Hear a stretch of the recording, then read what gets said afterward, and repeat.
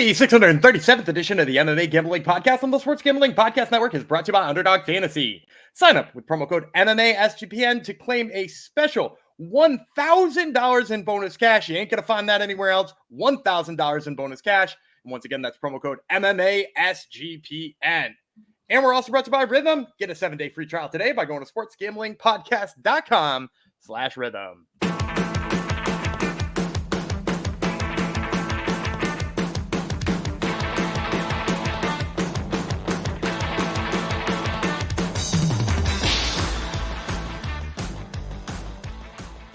Welcome to the MMA Gambling Podcast on the Sports Gambling Podcast Network. We are at episode 637. I, of course, am Daniel Gumby Vreeland, once again here leading the ship. If you guys have been checking out our coverage this week, you know Jeff Fox still on vacation. You can go back and watch yesterday's episode on LFA. We did the LFA card, very exciting, flyweight heavy LFA card. You can check out all of my picks for that one. The day before, we did Road to the UFC, 10 fun fights coming to you from Vegas. And of course, today we are staying with the Vegas theme. We're doing UFC Vegas 96 with a middleweight tilt on the top. Of course, while I did some of those earlier episodes a little bit solo, I am bringing back a familiar face to the show. You guys might have checked him out on our Dana White's Contender Series coverage that you could have checked out last, I believe we dropped it on Saturday. And of course, the fights happened yesterday, Tuesday. And he's back once again. Of course, I'm talking about Ryan Jarrell, who you can check out all of his work at Son of Jarrell20 on Twitter. And of course, on MMA News. Ryan, thanks again for popping in. Always good to talk to you, Gumby. Thanks for having me back, bud. Yeah, and so this is an exciting UFC Vegas card because, first of all, I'm a big Cobb, Ohio fan. I've always been a big fan of that. Fighting Nerds, those guys seem to keep churning out killer after killer. We saw Carlos Praches absolutely melt Li Jingliang on the end of that one. But we also are getting the Ultimate Fighter finale on this one, which has got, middleweight tilt that we'll talk about tomorrow. Little spoiler alert, we're taping this on Tuesday, so we don't necessarily know what the other final is going to be. And there's rumors of a prelim fight getting, sort of mixed in there as well, with Nathan Fletcher announcing he's been signed. So it's been a pretty loaded card with the exception of a couple of, kind of lesser known fighters on the card.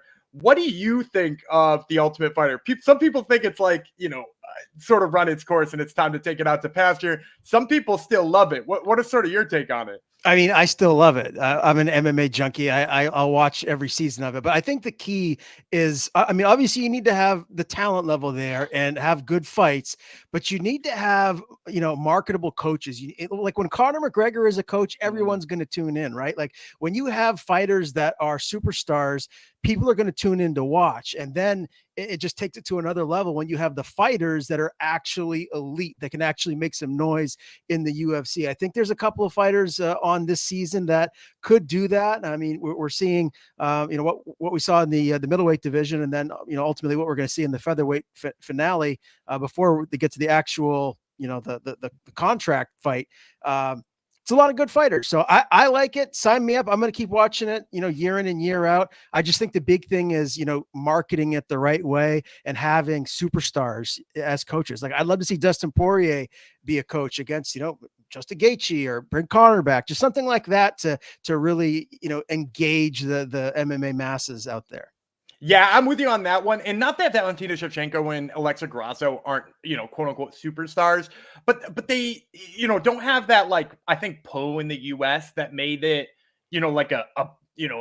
a nasty rivalry or something like that made me want to tune in. I do like you said, the talent of the fighters is much higher this year. When they have that heavyweight flyweight season of it, Mohammed Usman ultimately won it.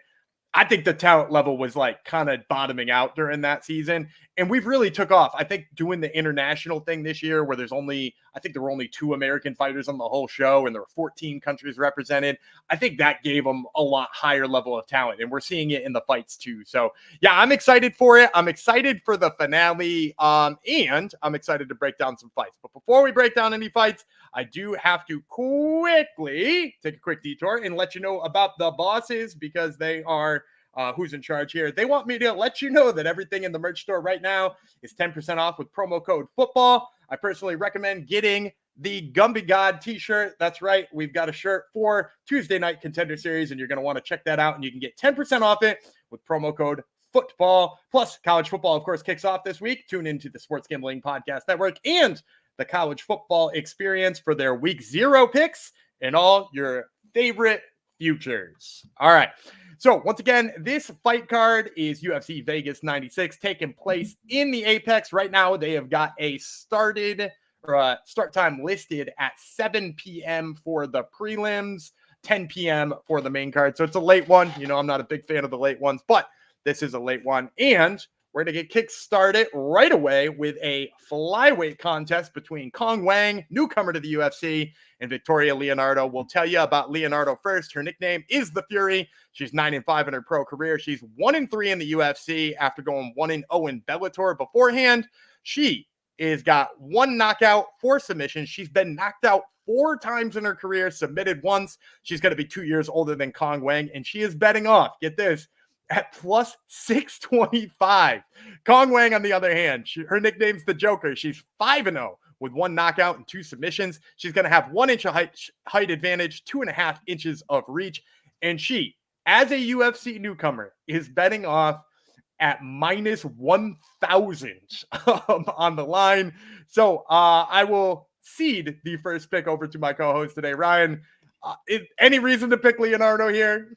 I mean, not if you're just looking at the measurables and what they bring to the table. I mean, look, Vegas, these guys make a lot of money, and usually they're pretty spot on with the line. So if you see a line minus 1,000, I was just looking earlier today, Leonardo was plus 800 and Cong Wang was minus 1,100. So yeah, anything can happen, right? I mean, you could put some money down on Leonardo and she could land a Hail Mary shot and finish the fight, but I doubt it's going to happen. I mean, when I look at the height, the reach, Cong Wang has her in both of those areas too. Like there's not like a significant advantage that Leonardo really has.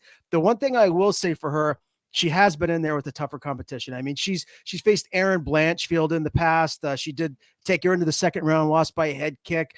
She faced Miranda Maverick a couple of times. So she has the tougher competition on her resume. Will that play a factor? We'll see. But if you're asking me where I'm leaning, the smart money is definitely to go with Cong Wang. Yeah, and I'm going to say this too, the stronger competition, you're right, in MMA definitely is on the side of Victoria Leonardo. But part of the reason why the UFC brought Cong Wang in too is she holds a win over the aforementioned Valentina Shevchenko in a kickboxing match, which is, pretty hard to do. Valentina Shevchenko, obviously well-decorated kickboxer as well as an MMA fighter. Cong Wang beat her by decision. She looks every bit the part of a high-level kickboxer coming over to the UFC. I don't think Leonardo's got the sub game. She's obviously not going to out kickbox a kickboxer. And really, if you looked at Cong Wang's last fight, the one she had on road to the UFC before getting signed to the UFC, she showed off that she's actually pretty slick on the ground too. Like, she is not just a kickboxer who came over and was like, look, I'm just going to, knock everybody's heads off with head kicks. Instead, she's really rounded out her game and figured out, hey, I got to do this the right way. I got to make myself a complete fighter. She's done that. She's got the ground game. And, I just read off the stat. Leonardo's been knocked out 4 times in her career, and you're going to put her in there with a kickboxer like that.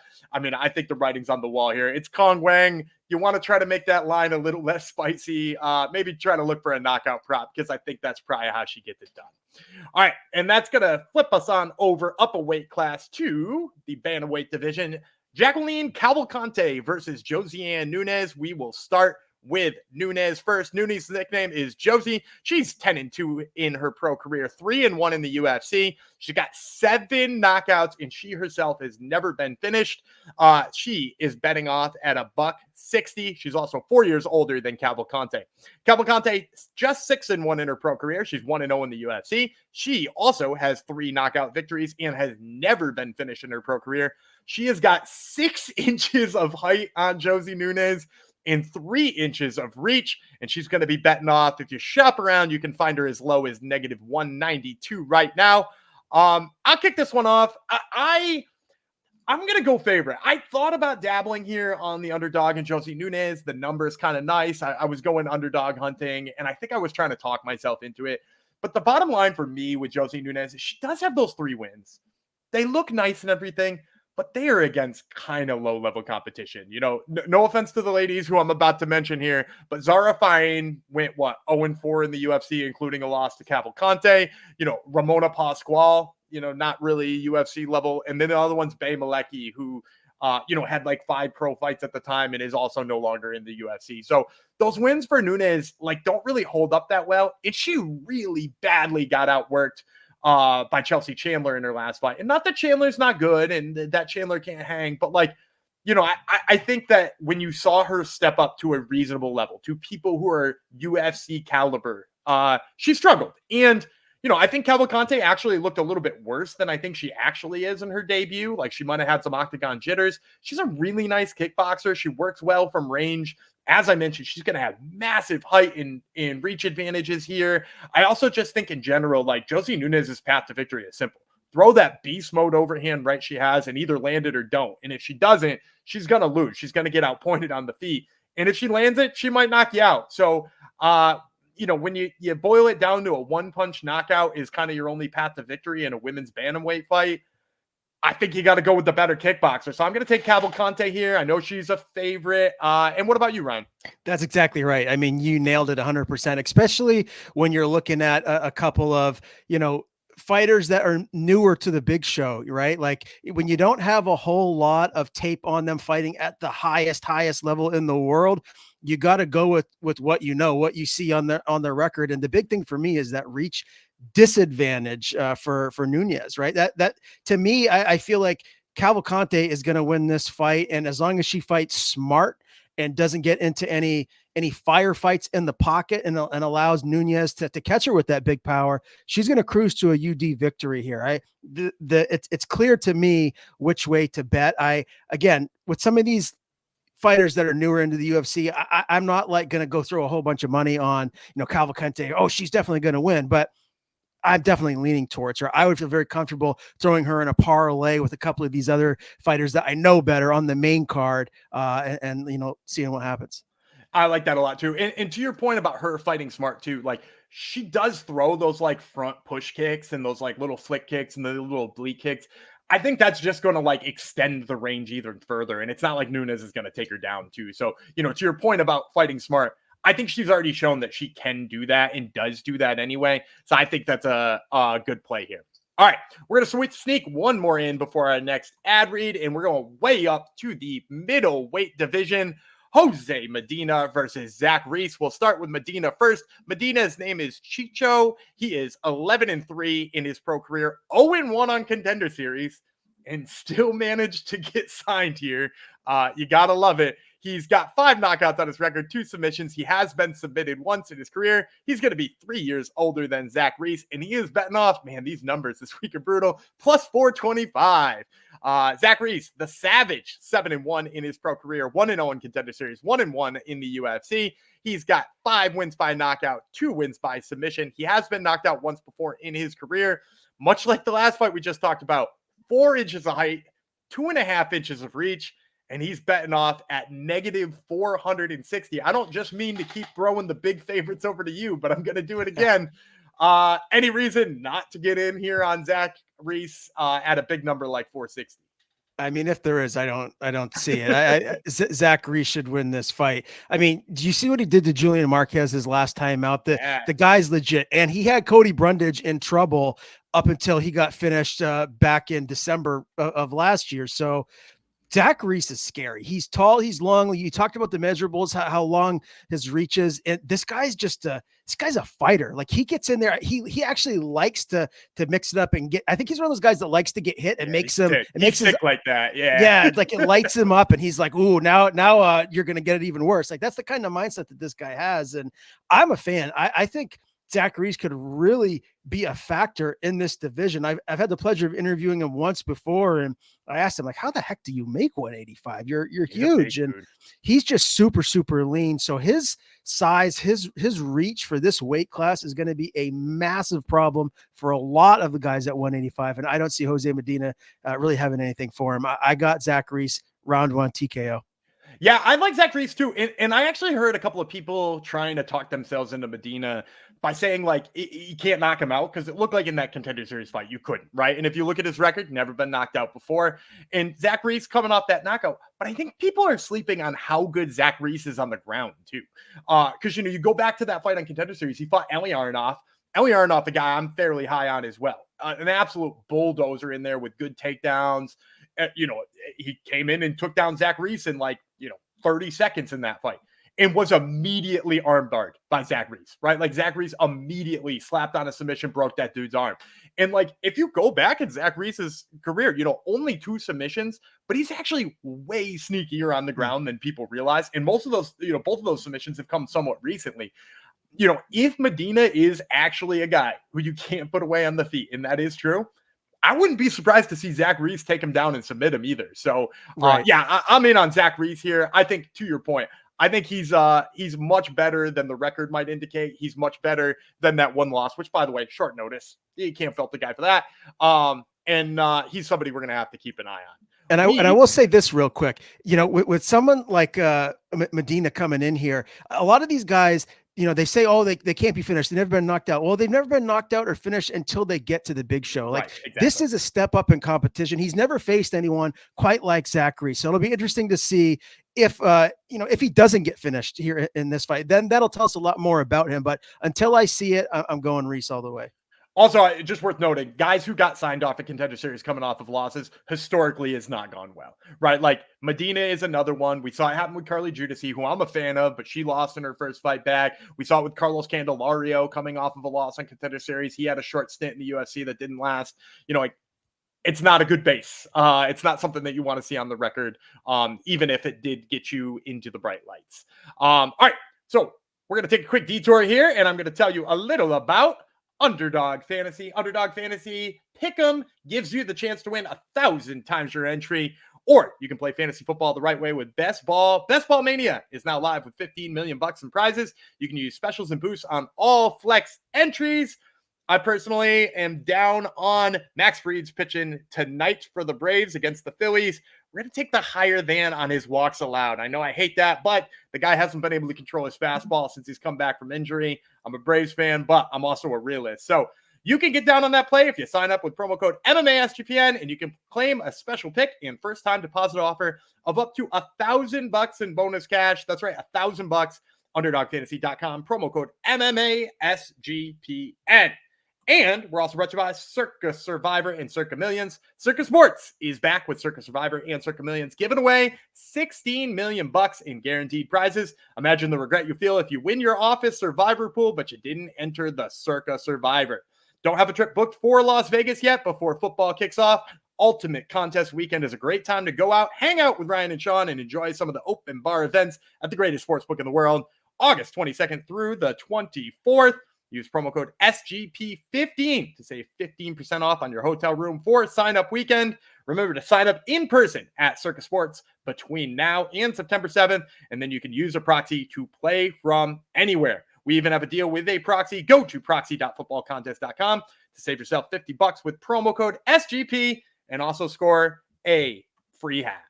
All right, we've got 2 more fights, although we are going to have to interject one. Actually, now's as good of a time as any. I'm going to kick this over to Future Gumby to break down a fight that just got announced between, wait for the Future Gumby. All right, guys, as promised, you're going to get some appearances from Future Gumby here. That's right. It turns out we're going to wind up having a couple of appearances because these fights have changed since me and Ryan recorded on Tuesday. So the first change that you're going to see is a completely brand new fight. You're going to see Zygimantas Ramaska versus Nathan Fletcher on the prelims. This one's kind of interesting because, first of all, Fletcher lost his fight on The Ultimate Fighter, continued training with his teammates, and it revealed that he had broken his leg in his fight despite the fact he kept training. And obviously that won Dana White over. He winds up with a fight in the finale here against a guy who had made it to the semifinals in Zygimantas Ramaska. He was in the semifinals, supposed to fight Myron Santos, who will be in the finale later on, which we'll talk about. The problem is he had a small break in his face, and as a result was not able to fight in said finale, or in said semifinal rather. So he pulls out due to injury. Fletcher winds up fighting through injuries. Dana rewards them both by putting them on the Ultimate Fighter finale in this, prelim bout. So let's break it down for you first. We'll start with Zygimantas Ramaska. The guy is 9-2 in his professional career. He has won 3 fights in a row.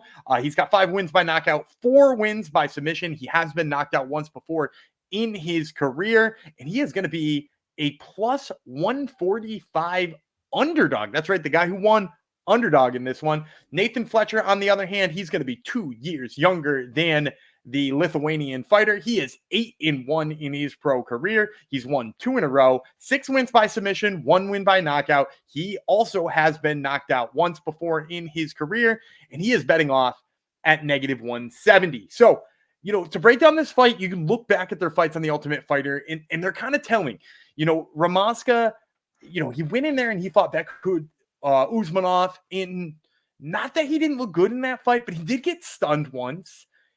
I thought he was losing the early round. In fact, I thought he should have lost the first round.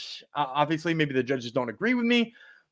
And the biggest telling point about that is the guy stunning him, the guy who I thought could have possibly been challenging him for each and every one of those rounds, is a flyweight. Usmanov has made flyweight before. Beck, not a featherweight, but he joined the Ultimate Fighter as one, and he really gave Ramaska everything he can handle. So for that reason, automatically, I'm like, can this dude deal with the physicality of an actual featherweight? And the thing about Nathan Fletcher is he's an exceptionally physical guy. Like, if you watch his fight with Con Offley, he went into that fight. He dealt with some really bad positions. He dealt with, kind of getting stuck in time to time. And then he came back and almost got a submission of his own. His ground game is exceptional. We've seen it on the European regional circuit. He's got good takedowns. I like the way that he gets to the legs. I like the way that especially the way that he takes it back. I think that that's really high level. And with all of that put together, I have a hard time thinking that Zygimantas Ramaska stays away from that grappling all the time. So even though he's negative 170, he's the guy who had the more significant injury. He's the guy who went out earlier in the tournament. I still like Nathan Fletcher here. So for our first quick detour to Future Gumby, that's Nathan Fletcher, minus 170. And I'm going to kick you back to your regularly scheduled programming. All right, and we're back. And hopefully you enjoyed that quick fight breakdown that we had to detour with. We're now going to kick it over to a fight that was announced on time for us to actually break down together, and that is lightweights Viacheslav Borshchev versus James Llontop. And we will start with Llontop first. Nickname is Goku. He's got 7 knockouts, 1 submission. He has been submitted twice. He is 14-3 in his pro career, 0-1 in the UFC. He lost to short notice replacement Taco Padilla in that fight. He's got 1 inch of height advantage, 4 inches of reach advantage, and he's going to be betting off at 195, plus 195. Viacheslav Borshchev, also known to the fans as Slava Claus. He's 7-4-1 in his pro career, 2-3-1 in the UFC. He is 7 years older than James Llontop. He's got 6 knockouts, no submissions, and he has been submitted 1 time in his pro career. He's betting off at negative 225. So I'll kick this one off. I'm going to roll the dice here on an underdog. I'm going to take James Llontop. I know a lot of people are off of him after that Taco Padilla fight, and obviously he's a striker and is going to be in there with Slava Claus, and people love Slava Claus's hands. The dude throws absolute bombs. I'm not taking that away from him. But I am going to say here that, first of all, Llontop's never been knocked out. And again, to your point on the last fight that we broke down with Medina, that's true until you're fighting a really high-level guy. But he actually fought a pretty high-level guy on Contender Series. He fought a high-level guy in Taco Padilla, took his best shots. Really, the only problem in the past has been the takedowns for James Llontop. He got taken down a bunch of times by Padilla, really wore him out, so his striking wasn't as sharp. And, that happened a little bit on Contender Series too, but the guy's got a motor. I like the pressure he puts on people. I like his chin. And, Slava Claus, again, very fun striker, but his game is not really rounded out completely. It's really, this guy is either hitting a counter strike for a knockout, or he's losing these fights. And I don't want to take anything away from him and all that he's able to do. But for me, I'm not taking a guy with just home run power at 155 only on counters against a guy in there who likes to strike, who likes to mix it up. I'm going to take the guy who likes to mix it up, especially if I can get almost 2-1 money. So I'll take Llontop. How about you, Ryan? I don't hate that at all. The thing about Slavikos that worries me. I mean, he's 32 years old. His record is 7-4-1, and his record in the UFC is not very good. It's 2-3-1 overall. Like, if he loses this fight, I don't think you're going to see him back in the UFC. So this is a really, really important fight for him to win. Has he improved since, the last time we saw him against Chase Hooper? I mean, that was only 3 months ago, and now he is jumping back up against a young up-and-comer. James is 25 years old, and like you said, I mean, if it goes to the ground, he could be in trouble, but that's not what Slavikos does. So I'd like to differ from you here, Gumby, but I think I'm with you. I'm going to take the dog here and pick Llontop to pull the upset. Yeah, and it's worth noting, too, while he didn't spend a lot of time on the feet with Chase Hooper, he was on the feet with Chase Hooper and didn't knock him out. And, not that Chase Hooper is, an easy dude to knock out, but, Chase Hooper is pretty obvious on what he wants to do. And you still didn't find his chin in him being, really obvious shooting for those takedowns and not eating an uppercut and all those types of things. Again, not taking away a loss to Chase Hooper. Hooper is obviously a beast on the mat. And if he eventually caught you, that's fine. But, you not having your moments on the feet before then, that I got to put a knock on you. So, yeah, sounds like we're both on Llontop, and that brings us to our last and final fight of the prelims. All right, Future Gumby back here again. That's right, you're getting me twice in one episode. Sorry about it, but these fights changed after we recorded, and previously right here, we had a breakdown of Denis Buzukja versus Danny Silva. In that fight, me and Ryan talked about liking different sides. It was one of the ones we differed on. He liked Denis Buzukja. He liked the physicality. I like Danny Silva. I thought he had surprisingly good grappling and would outpoint Buzukja on the feet.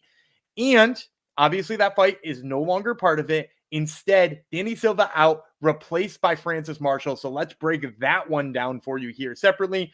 First, we'll start with Buzukja, the guy who was originally in the fight, now is going up to lightweight, originally a featherweight fight. Both these guys usually featherweights, but he's going to be going up to lightweight to take this fight.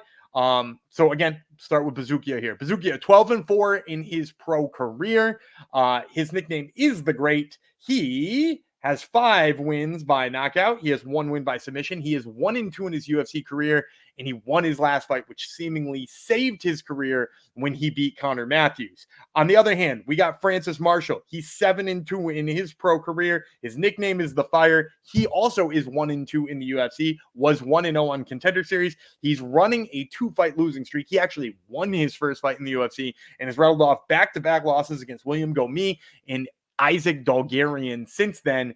And when you look at the numbers coming in, and this is another one, like I said with the other Future Gumby one, is a little bit surprising. Buzukja, despite being the one who trained for this fight, was ready for this fight. Plus 125 on the Buzukja side. Francis Marshall, negative 145. So for this one, for me, I actually think Francis Marshall is a worse fight for Buzukja than Danny Silva was. I think Danny Silva, ultimately, better fighter because he's better on the feet and all that. But as I talked about when we first broke this down, which I clipped it out, so you're never going to hear it. But when I talked about this on our first fight, I think Buzukja does have, good grind mentality, and his offensive grappling is kind of intriguing. I think his defensive grappling has huge holes. You watch that fight with Sean Woodson, and he gets taken down a bunch of times by Sean Woodson, a guy who I don't think is a particularly good grappler. On the other hand, Francis Marshall has been in there with Connor Matthews, who's a pretty good grappler in his own right, and absolutely dominated that dude on the mat. Now, Buzukja's lone win in the UFC, also Connor Matthews, but it certainly wasn't by out grappling that guy. And for me, I think that's the difference maker in here. I think you're going to see Francis Marshall go to what works best for him, especially because he's 0-2 in his last 2 fights and is fighting seemingly for his job on short notice. This guy not having a full training camp, not having an ability to prepare for his opponent, and really needing a win is going to do what works best for him, and that is work his takedowns over and over again. It's also worth mentioning his jabs looked really good in recent fights. It's come around since his regional days. It looked good in the Connor Matthews fight. I think Francis Marshall uses that jab to set up the takedowns, winds up controlling this fight pretty heavily over that period of time. Negative 145, not the worst number, although I can see how maybe some people might be a little tentative given that it's on short notice. So I'm going to kick it back to the regular show. I'm going to tell you that, most likely Ryan would have liked Buzukja in this point, especially because he's coming in plus money against a short notice fighter. But when I recap the fights at the end, it will tell you that I picked Danny Silva. I'm not going to overtake that, but I am going to tell you Francis Marshall in that spot instead. So I'm going to recap these for you in just a second. But before I recap them, let me quickly kick you on over to tell you about Rhythm. Football season is here, and the college football and NFL models are now live on Rhythm. Create your own winning betting model or let Rhythm do the heavy lifting for you. You decide what stats matter most to you, and Rhythm builds a custom model around that. Or just let Rhythm and its predictive model do the heavy lifting. Rhythm uses AI projections from MIT data scientists, and they already have you covered for the NFL Week 1 and college football Week 0. Make sure to check out, I always say, take the Cowboys, because that's my go-to, but take the Cowboys in Week 1. And you can do that by claiming your 7-day free trial today by going to sportsgamblingpodcast.com/rhythm. That's sportsgamblingpodcast.com/RITHMM. And last but not least, we are brought to you by Game Time. Look, if you've ever had a tough time finding tickets for a live event, whether that be, going to see a concert, going to see a game, going to see some fights, you can do better with Game Time because, look, they have got some really awesome features, including being able to see your seat, looking at all-in pricing. All of those things are great. And in addition to all that, they are now a authorized ticket marketplace of the Major League Baseball, which makes getting tickets even easier and faster for that sport. Prices on Game Time app actually go down when it gets closer to the first pitch, and with their killer last-minute all-in prices, the aforementioned views from your seat, and their lowest prices guaranteed, Game Time takes the guesswork out of buying tickets.